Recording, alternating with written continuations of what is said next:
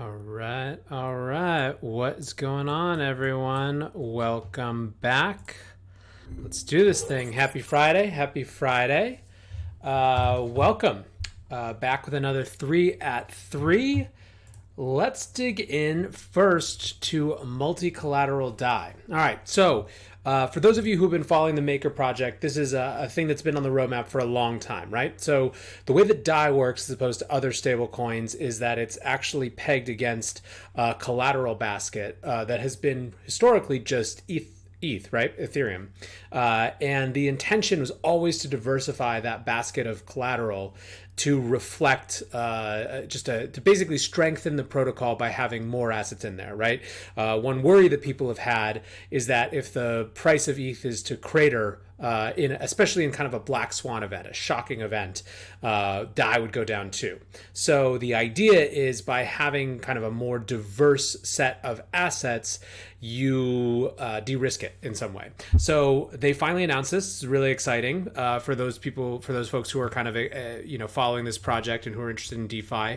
There was some interesting reactions. So first, let's look at so Mariano is with the main team. He was the head of Oracles for a while. Now he just does a ton of different things. He is based in Argentina. We had a chance actually to hang out. He taught my father-in-law all about Bitcoin and DAI a few months ago, which was really fun. So anyways, MakerDAO made their official announcement. A number of folks wrote about it. So Camila Russo, she was formerly at Bloomberg. She's now writing a book and writes a newsletter about DeFi. And so the interesting thing was that not everyone in the community was super jazzed. So I think that a lot of people are excited about this. It's been on the roadmap for a long time. Pro, who is all over Ethereum Twitter in particular, said that it just creates a complexity bomb, right? That the investment and the focus should be in Ethereum compared to the other assets there. So if we actually go back and look at the assets that they're talking about Augur, BAT, Golem, Omise, and 0x, the 0x token. And he basically is saying that like those things have nothing on the liquidity compared to Ethereum. Is it distracting? Does that complexity actually create more issues than it solves?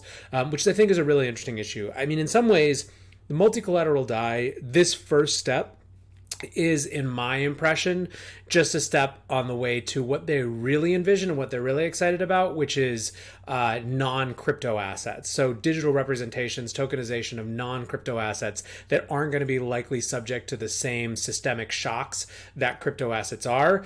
And this is kind of really just a step on the way. It's a way to stress test the system and figure it out. It's a way to test the governance processes. It's exciting for them, exciting for the DeFi space, interesting to watch. One quick thing before we shift on, here is a narrative watch and a prediction for anyone who's out there. So Jimmy Song wrote, fiat-backed loans backed by BTC or the next evolution of BTC as money.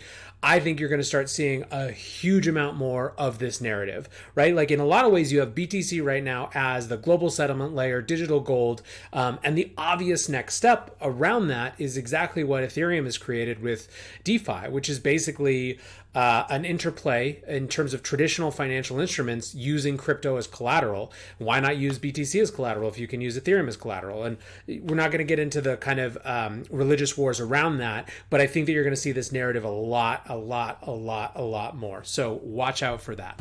All right, let's go to number 2. So this has started to pop up. You may have seen a couple people tweeting about it.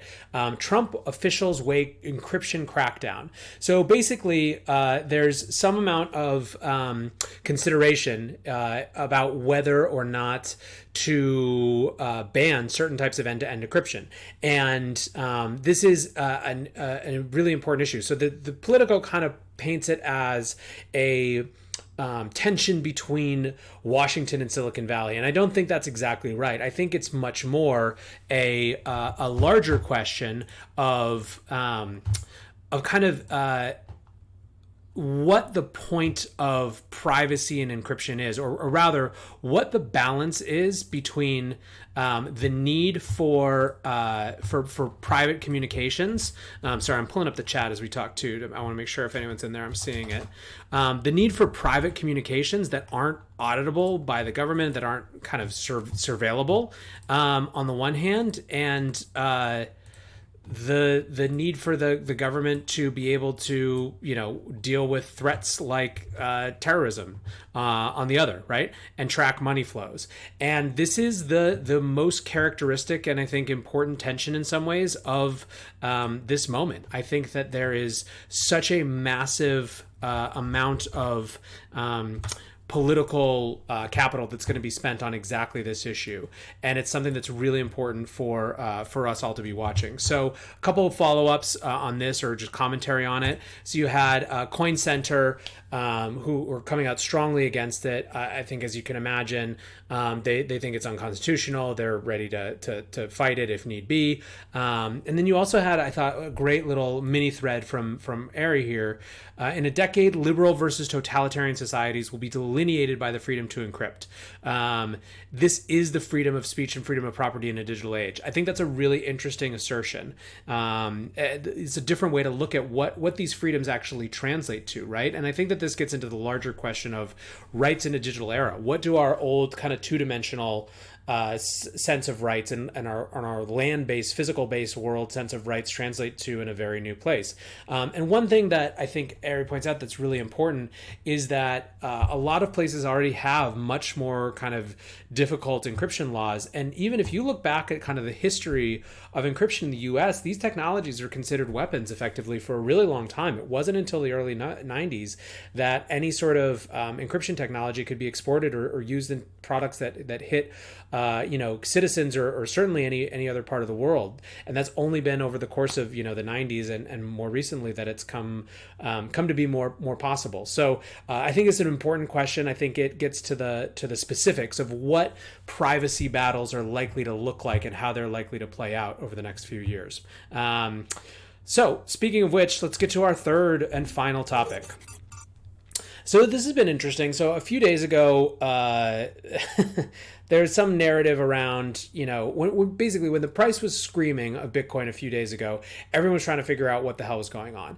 And I think one of the temptations for everyone, for all of us Bitcoiners and crypto people, is to look for really clear explanatory factors rather than just understand that sometimes there are just severe price pressures that come based on a small group of people who want to buy at the same time, or institutions who are kind of like loading up, right? Like sometimes it's less kind of some big overarching thing and more just a combination of small pressures that all happen to hit at the same time.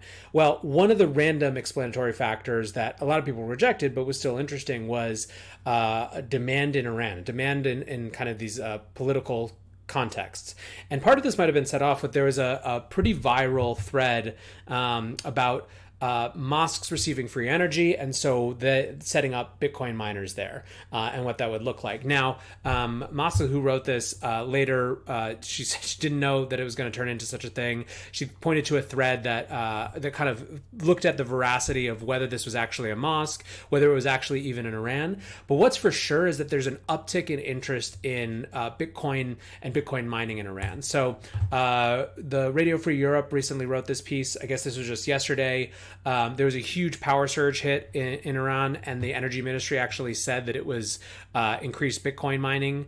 And interestingly, if you dig into this article, it looks like there's kind of a weird back and forth. Like on the one hand, there are issues, Iran has been considering basically a central bank digital currency, their own digital currency, as a way to get around sanctions. They've also, though, kind of gone after mining operations, in part because there's such big energy subsidies that it kind of, it against the spirit of those subsidies, I guess, or whatever, or they just want to control it.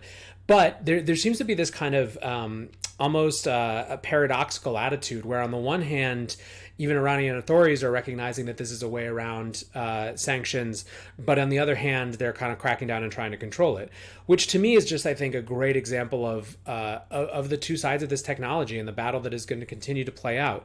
On the one hand, Bitcoin and crypto are going to be a tool for freedom and sovereignty. On the other hand, they're going to be a tool for autocratic regimes. So worth paying attention to. A few more kind of tweets on this topic. One, BBC wrote about that same kind of power spike and how Iran has responded by seizing mining machines. You had Luis from Aragon talking about one of their heaviest users is largely based in Iran. I think that's really interesting. You had a couple days ago, Hodl Hodl, which you guys may recognize from the conference, announced that they were going to be available to Iranian customers, which is a big deal because local Bitcoins is no longer available. And then this last piece I wanted to point out is by the folks over at Marginal Revolution, Alex Tabarrok and Tyler Cowen.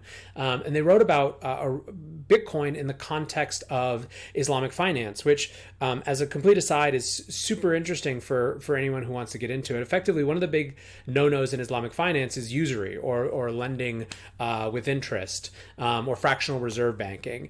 And Bitcoin kind of seems to address those things. So it's an interesting force because there's at least a pretty solid interpretation that it's kind of kosher with Islamic finance laws in a very traditional way. So I thought that was super interesting. And just, to me, the bigger thing around the stuff that's come up this week in Iran is that every country in the world is having some version of this play out, where you've got governments recognizing at increasing clips that these cryptocurrency things are here to stay and that they're a force that they have to contend with. You have citizens who are taking advantage of the tools of the cryptocurrency revolution to create more mobility for themselves and for their money. And that doesn't seem to me to be ceasing. And I think it's going to play out a little bit different in every place. I could have actually done a whole thing about India and Libra today. I was thinking about that.